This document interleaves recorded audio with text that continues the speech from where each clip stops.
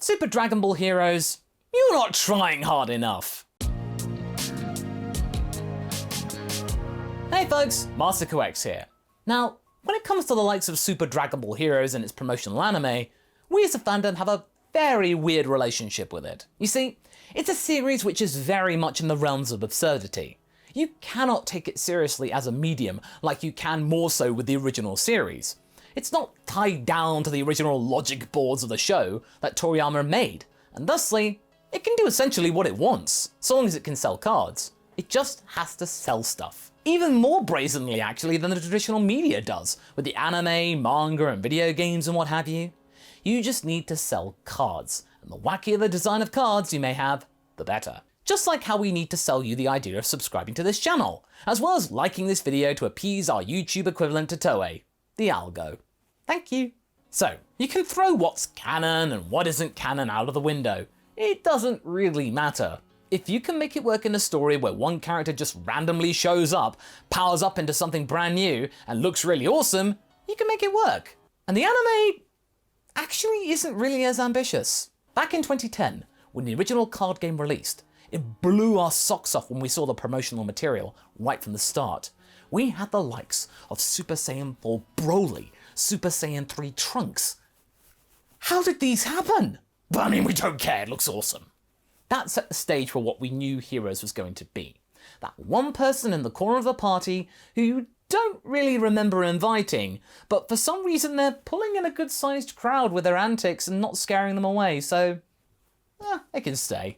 However, when it came to the promotional anime that started in 2018, and is somehow still going, almost airing for as long as the first run of Super did, weirdly, it's not really pushed the boat out far enough in comparison to its legacy from the card games, and yet it's trying to promote the card game. So you can try harder, guys. What I propose are some transformations either never before seen in traditional media from Toei or Bandai, or they may have been seen a couple of times before in other entries, but they've never made the jump to Heroes, or at least not yet. I want Heroes to truly carve out its own niche in this space, and so, with these examples, I feel that these things could be really things that we really want to see. And the beauty of this is, it doesn't have to make logical sense. It just has to look cool, sell cards, get people talking. But you know us, we're gonna try and get some logic behind it. We can't help ourselves. So let's go. Broly, the fusion of Goku and Broly.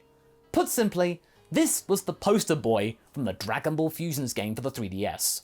This fusion of Goku and Broly is something that I think truly encapsulates the idea of bonkers characters.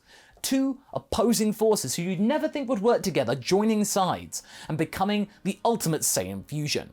Two examples of legendary Super Saiyans now being used to stop the likes of Meki Kabura, Fu, Hearts, or whoever the bad guy is in this present arc of the story. I mean, come on. This is the chance to use the original Broly, who still to this day has a massive following and will probably continue to do so, even though the 2018 Broly is now becoming more and more synonymous with the iconic Saiyan, who likes to shout a lot and like saying Kakarot, has overflowing ki. Thank you. This combination of two major Saiyan powers is something that makes Dragon Ball what it is. So, why hasn't this shown up in Super Dragon Ball Heroes yet? Despite having proved itself worthy in a previous video game, which is actually very good, and it's something that baffles us quite considerably. Super Saiyan 4 Gohan. Now, granted, Super Saiyan 4 Gohan has appeared in the video game for Dragon Ball Heroes in the past, about 5 or so years ago, but the anime? Not a sign yet. I think it would be a very good chance to bring this one back into prominence, since this is Gohan after all. And we also have seen quite a few examples of Super Saiyan 4 in the promotional anime, by the likes of Vegito, Goku, Vegeta, what have you. The series isn't afraid to borrow examples and elements from the more maligned GT series, so why not?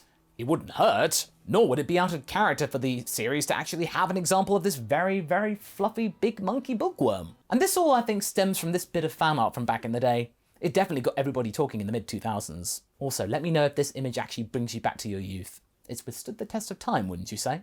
Super Saiyan 3 Caulifla. Now, remember folks, Super Dragon Ball Heroes isn't known for being very subtle or nuanced. It is here to sell cards and capitalize on the wants and needs of its audience. This is a big need. For this one, having a Super Saiyan 3 Caulifla is a no-brainer. It would be just the ticket. Not too zany either, in fact. It was something that Caulifla wanted to perfect, she wanted to get, further her development in terms of the newly acquired superpower. Also, considering how easy she managed to get Super Saiyan 2, seriously, she just powered into it in the anime like it was nothing. This power wouldn't even take that long to acquire. You could easily have this show up, and this would get the internet buzzing, and at the same time, not have that many people up in arms about it for the fact that Super Saiyan 3 is quite easy to get these days.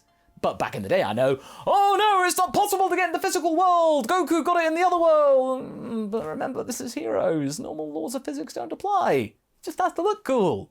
Oh, hey, maybe you could throw in Super Saiyan 3 Berserker Kale into the mix while you're at it. I mean, they did it with the likes of Super Saiyan 3 Legendary Super Saiyan Broly. 100% Beerus. One of the big fables of Dragon Ball Super. Getting the chance to see Beerus at full power.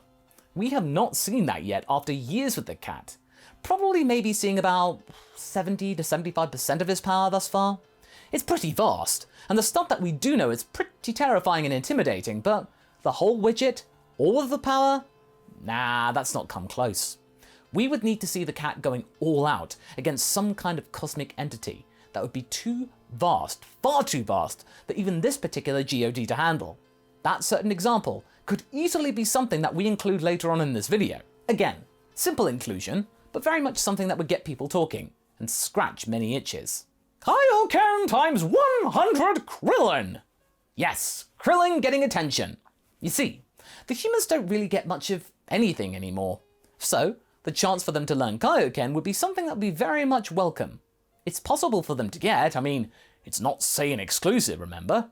So, if you were to have a parallel dimension where the humans actually got to have their training with King Kai, and the king were to actually train them despite not doing so in the original when they could easily done so, you could have had a possibility of Kaioken going up to times 100. That's the biggest multiplier that has, in theory, been shown in any form of media, be it anime, manga, or movie. Giving this plum to Krillin will be very true to his character. Him being always the one to want to keep up with Goku and do his best for the team, despite the odds being stacked against him a lot of the time. Yes, many other human characters could get this too, but we feel that Krillin would be the most eye-catching one, giving his misconception for being useless. To which he isn't. We would want to turn the public opinion on his head and give the Krill Dog his well-deserved Kriller time with this form. 5th form Golden Frieza. Ahaha! If my brother can do it, then so can I! We not only saw 5th form Cooler in the Heroes anime, we got him in gold too. So, why not give that to Frieza as well? Heck, even having a simple 5th form of Frieza, like we saw in a couple of our what ifs on this channel would do. This is one rung on the ladder of transformations that Frieza has never really followed or understood, having skipped from his 4th form straight to having the 4th form but with golden powers. So, why not give him this too? People will be stoked enough to see that 5th form alone, and that eloquent presentation. Seriously, when we posted that what if initially, people were immensely fascinated. Can you imagine if we had that at full capacity with a promotional anime? And then we could have a gold one to boot, and maybe the two brothers fighting alongside or fighting each other for control over a particular part of the galaxy? It would also sort out the debate over who would be the strongest. Cooler versus Frieza with equal tools. Fight Super Android 18. We got Super 17, for better or worse, so why not do the same with Android 18? Yes, we had the whole Super 17 absorbing 18 in the Heroes card game a few years ago, but we're not talking about that specifically. No. We are referring to 118 and R18 being fused together through some kind of reluctant bargaining, or maybe a necessity, depending on the circumstances, of course. But again, it doesn't have to matter. It just has to happen. Then we could have some kind of tussle between her and Super 17, or maybe she might be on the good guy's side. It would give those interested in her something to gawk at. But for me, that's not what I'm in for. She would be legit powerful and impressively smart. Card sales? Yes. Bulchi or Chima? Depends. Yeah, I felt obliged to include this one because simply for the fact that audience demand has been perpetual ever since fusion became a thing in the consciousness of the fandom.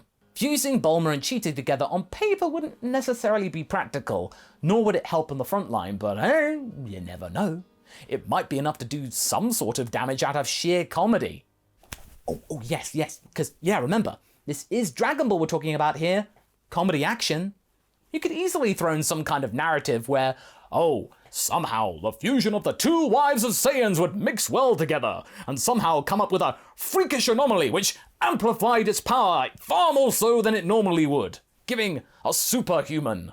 Couple that with Bulma's smarts and Chi-Chi's experience in martial arts and combats, you could cobble something together that would work for the sake of a Dragon Ball gag. And we all know how much Vegeta hates gag characters. Kale, the fusion of Broly and Kale. You know what's better than one Berserker Super Saiyan? Two Berserker Super Saiyans. Stick these two together in the same room, and you would already have yourself a very, very fiery kind of party. But get them to fuse together to boot through either Patara or dance, doesn't really matter. And you would have some kind of hulking behemoth on your plate. I don't really need to explain much more. It's Broly and Kale together. Cards, sold out. Guaranteed. Super Saiyan Xeno Pan. Xeno Pan. In my opinion, this makes up for the very brash, irritating and abrasive version of Pan we got in GT.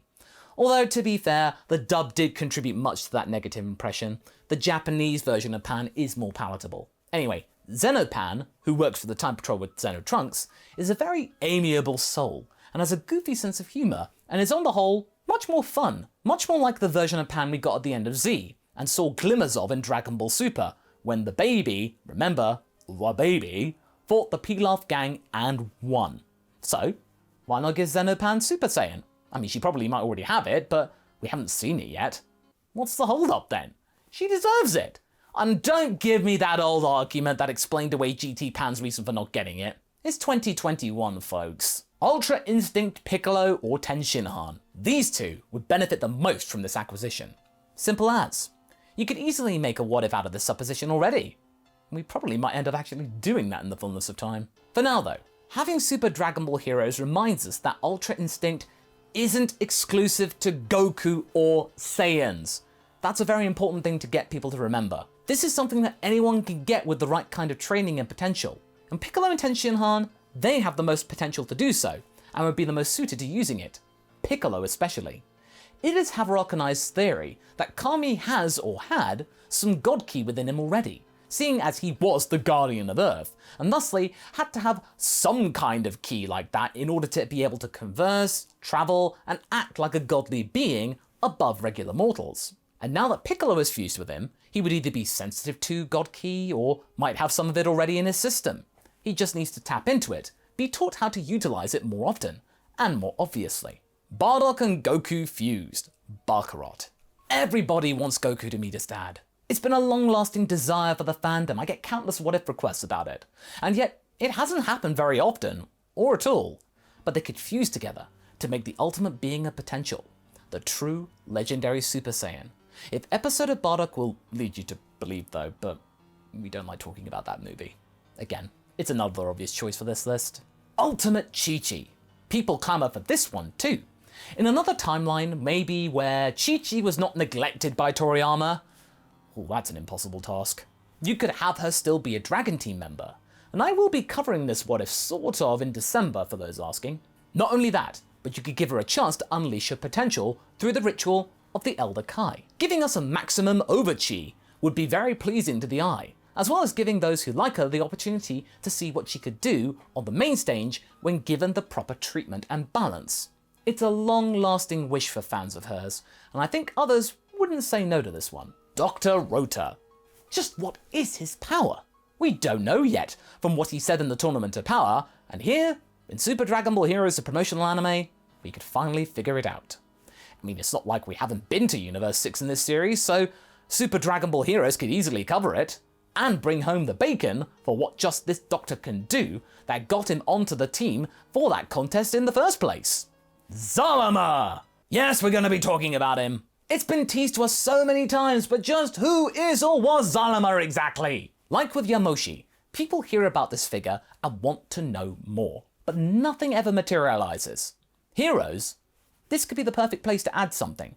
At least give us some more knowledge to this character without mucking up the main timeline. All of this to understand the original character source of the multiverse, the first Namekian whose legacy remains today. Would he be very powerful?